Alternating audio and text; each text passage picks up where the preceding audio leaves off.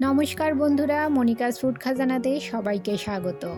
আজ তৈরি করব মোচা দিয়ে ভিন্ন স্বাদের একটি রেসিপি, যা গরম ভাতের সঙ্গে খেতে অসাধারণ লাগে। খুবই সহজ ও সিম্পল একটি রেসিপি, আর খুব কম সময়ে তৈরি করে নেওয়া যায়। আমার এক অ্যাসামিজ বন্ধুর কাছ থেকে শেখা এই রেসিপিটি আজ আমি আপনাদের সঙ্গে শেয়ার করছি। তাহলে চলুন দেখে নেওয়া যাক আজকের রেসিপি। একটা মাঝারি সাইজের আটি কলার মোচা নিয়ে নিলাম। আপনারা আটি কলার মোচাটাই নেওয়ার চেষ্টা করবেন, আটি কলার মোচাটা খেতে ভালো হয়। এবারে মোচাটাকে ধুয়ে নিয়ে আমি মোচার যে পেছনের শক্ত অংশটা সেটা কেটে বাদ দিয়ে দিলাম, আর সামনের অংশটাও কেটে বাদ দিয়ে মোচাটাকে লম্বালম্বিভাবে দুভাগ করে নেব। এবারে মাঝ বরাবর অর্ধেক করে কেটে নেব। আমি এই মোচাগুলো প্রেসার কুকারে সেদ্ধ করে নেব। প্রেসার কুকারের সাইজটা ছোট, তার জন্য আমি 4 ভাগ করে নিয়েছি। আপনাদের যদি বড় প্রেসার কুকার হয় তাহলে 2 ভাগ করে নিলেই হবে। এবারে প্রেসার কুকারে মোচাগুলো দিয়ে আমি এতে দিয়ে দিলাম 1 কাপ পরিমাণ জল। জল বেশি দেওয়ার প্রয়োজন নেই, জল বেশি হলে মোচার ভেতর জল ঢুকে যাবে আর খেতে বেশি ভালো লাগবে না। সামান্য নুন ও হলুদ গুঁড়ো দিয়ে দিলাম। মোচা রান্নার পর কালো হয়ে যায়, তাই আমি এখানে সামান্য হলুদ গুঁড়ো দিয়ে দিলাম। মোচার সঙ্গে সামান্য মুসুর ডালও সেদ্ধ করে নেব। একটা ছোট টিফিন বাটিতে ডাল নিয়ে নিলাম। ডালটা আমি ভালো করে ধুয়ে 2 ঘন্টা জলে ভিজিয়ে রেখেছিলাম।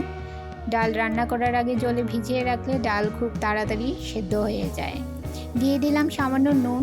টিফিন বক্সের ঢাকনা বন্ধ করে প্রেসার কুকারে দিয়ে দিলাম। প্রেসার কুকারে টিফিন বক্সটা দেওয়ার পর টিফিন বক্সটা একটু উঁচু হয়ে গেছে, তাই এখানে আমি আরও 1/2 কাপ পরিমাণ জল দিয়ে দিলাম। এবারে প্রেসার কুকারে ঢাকনা লাগিয়ে মিডিয়াম ফ্লেমে 6 থেকে 7টা সিটি দিয়ে ডাল ও মোচা সেদ্ধ করে নেব। যেহেতু জল কম দিয়েছি তাই আর সিটি দেব না, বেশি সিটি দিলে নিচে লেগে যেতে পারে।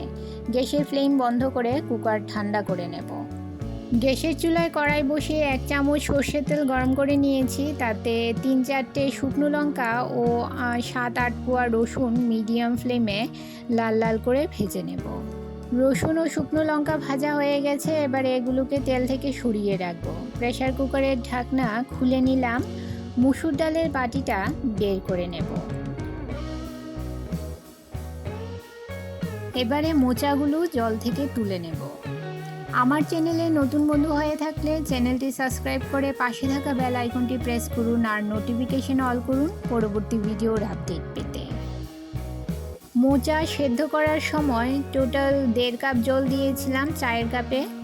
দেখুন সেদ্ধ করার পর আরও কিছুটা জল রয়ে গেছে। মোচার উপরে যে খোসাগুলো আছে সেই খোসাগুলো ফেলে দিতে হবে। মোচা এখনও বেশ গরম আছে, গরম থাকা অবস্থাতেই এই রেসিপিটা তৈরি করে নিতে হবে, ঠান্ডা হলে খেতে ভালো লাগবে না। একটা চামচের সাহায্যে মোচাগুলো আলাদা করে নেব। বন্ধুরা, আমার এই ভিডিওটি এই পর্যন্ত যারা ধৈর্য সহকারে দেখছেন অথচ একটা লাইক দিতে ভুলে গেছেন, তাদের কাছে অনুরোধ, প্লিজ একটা লাইক দিয়ে ভিডিওটি কন্টিনিউ করুন। আপনার একটা লাইক পৌঁছে দিতে পারে আমার রেসিপি আরও বহু মানুষের কাছে। একটা মেশার দিয়ে মোচা সামান্য ম্যাশ করে নেব।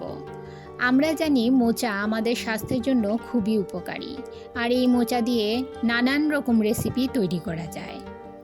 যারা আগে কখনো আমার এই রেসিপিটি খাননি তারা একবার হলেও এই রেসিপিটি ট্রাই করে দেখুন। গরম ভাতে দুর্দান্ত লাগে খেতে। এবারে এতে দিয়ে দিলাম সেদ্ধ করা মুসুর ডাল। এই যে দেখুন মুসুর ডাল কত ভালো সেদ্ধ হয়েছে।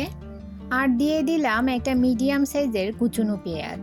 যদি আপনারা কাঁচা পেঁয়াজ পছন্দ না করেন তাহলে পেঁয়াজ ভেজেও দিতে পারেন।